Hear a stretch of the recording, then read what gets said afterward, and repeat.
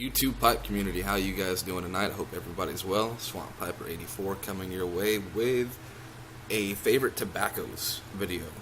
Everybody has a top 5, top 10, whatever. I thought about doing the same thing, but I didn't want to limit myself to just a certain number, so I figure I'm just going to call this my favorite tobaccos list. And started off with little Frogmorton on the Bayou. This right here is basically Frogmorton Cellar with Perique added to it. I'm not a huge fan of Frogmorton Cellar. I know everybody loves the stuff, and I'm sure I'm going to get like thumbs down or boos and everything else for not saying I don't like the Cellar. But there's something about it. It's not really my favorite smoke. I go to it every once in a while, hoping that it's going to change. My opinion's going to change on it. But add a little Perique to it. Love it. So if you like Perique, definitely pick that one up. Next up is Cornell and Diehl Cajun Cake. This right here is Red Virginia and Perique pressed into a cake.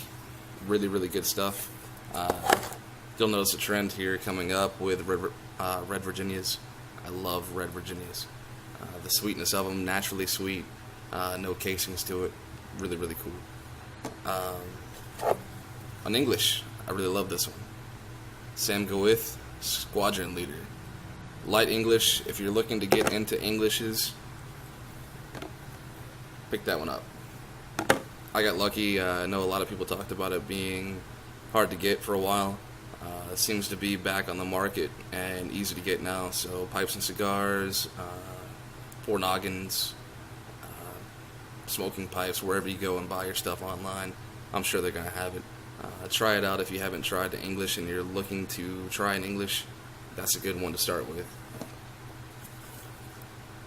Orlik Golden Sliced.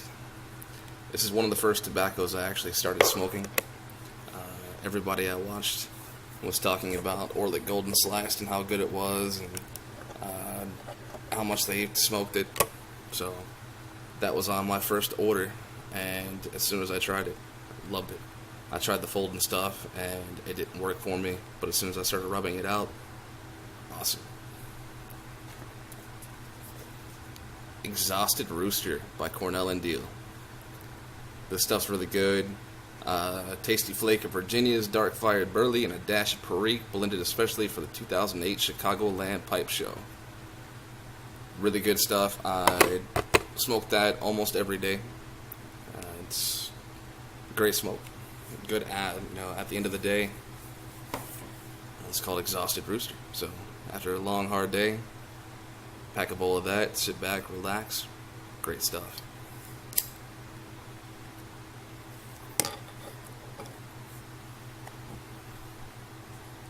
This is a new one to my list. I talked about it in one of my previous videos. Vapin' Piper, Caden, had some of this at the Dagner Pipes meetup. Hearth and Home, Louisiana Red. This stuff is awesome. Red Virginia's, Perique. Red Virginia and Perique again. See the pattern? And this is actually what I'm smoking in my Crow pipe. Love this thing. Deep Hollow. This is far into the woods, away from the urban cacophony, is where this lightly fragrant blend of rich red and black stove Virginias is designed to transport you. Relax and enjoy the moment. Definitely relaxing, and every time I smoke it, I enjoy it.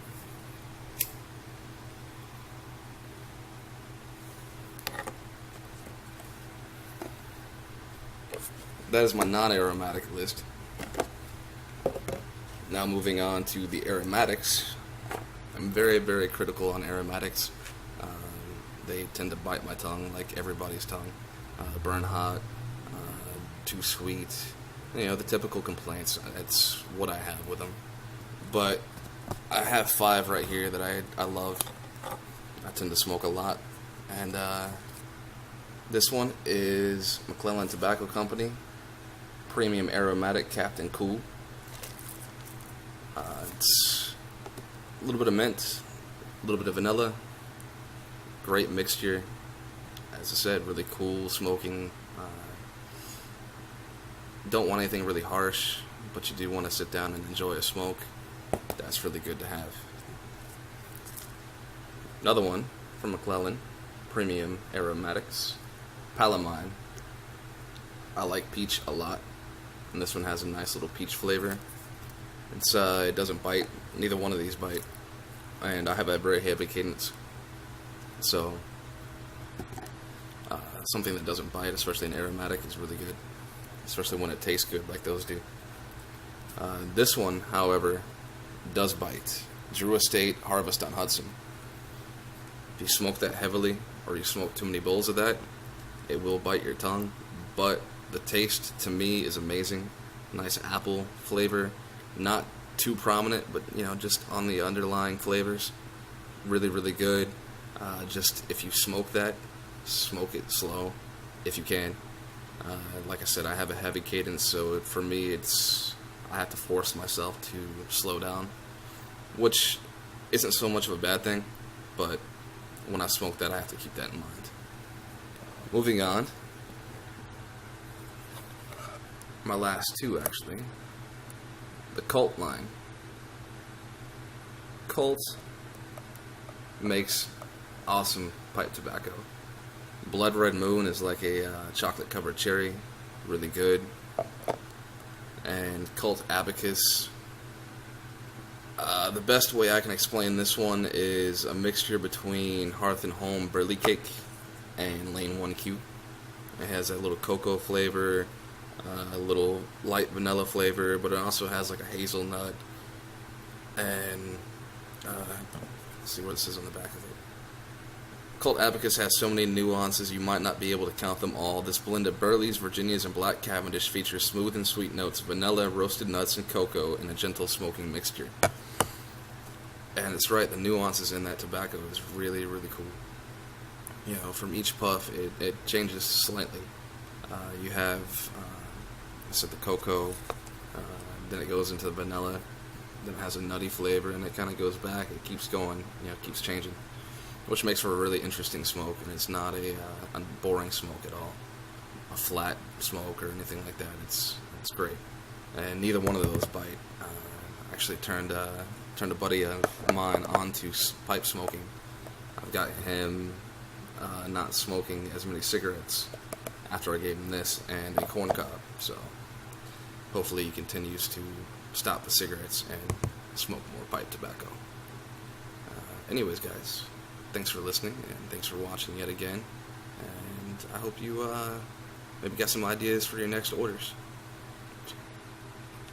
Have a great one, guys.